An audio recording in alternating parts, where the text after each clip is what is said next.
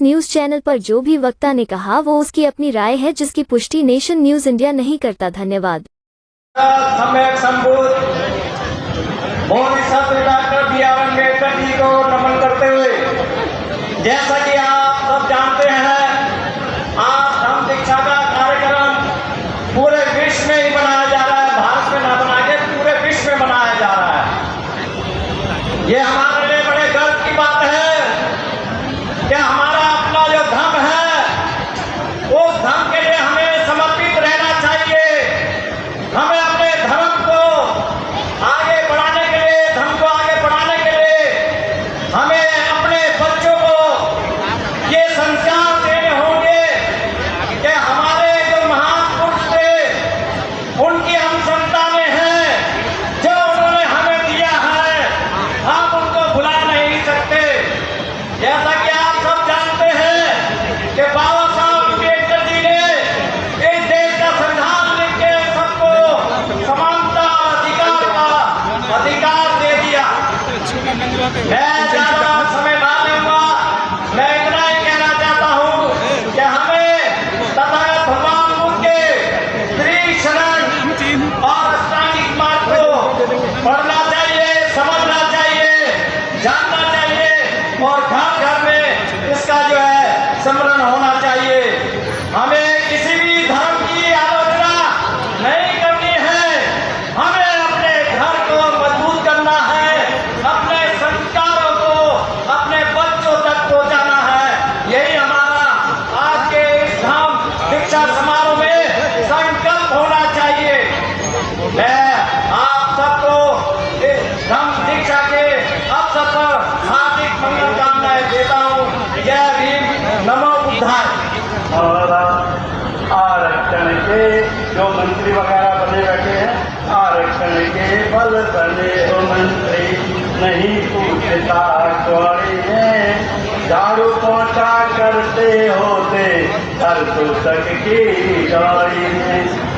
आरक्षण के बल जो बने हो मंत्री, नहीं पूछता कौड़ी में, झाड़ू पोछा करते होते हर तक की गाड़ी में।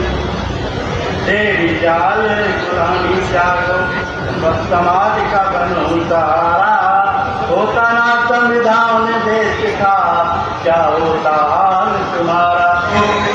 जैसा कि मंच पर लगातार हमारे जो जितने भी आरोपक हैं, सबने अपनी बात रखी, लेकिन सबकी एक ही पीड़ा रही है कि देश को आज़ाद हुए 78 साल हो गए हैं, लेकिन स्थिति वही की वही आज भी है और उससे बदतर होती जा रही है।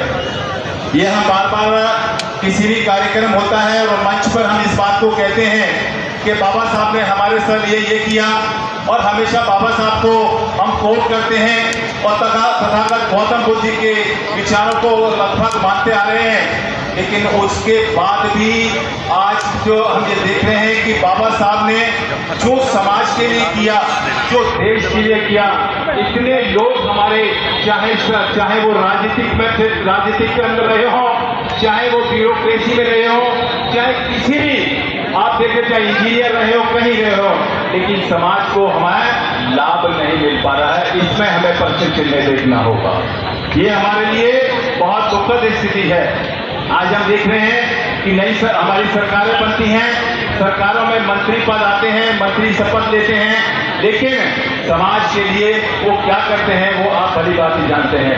आप ये देख रहे हैं कि जो भी हमारे काम है, चाहे अभी देखा अभी हाल ही में संसद के अंदर किसने हमारी जद्दोजहद करके बाबा साहब डॉक्टर अम्बेडकर जी की प्रतिमा लगाई 1961 के अंदर, लेकिन उसको चंद घड़ी में इस सरकार ने हटा दिया।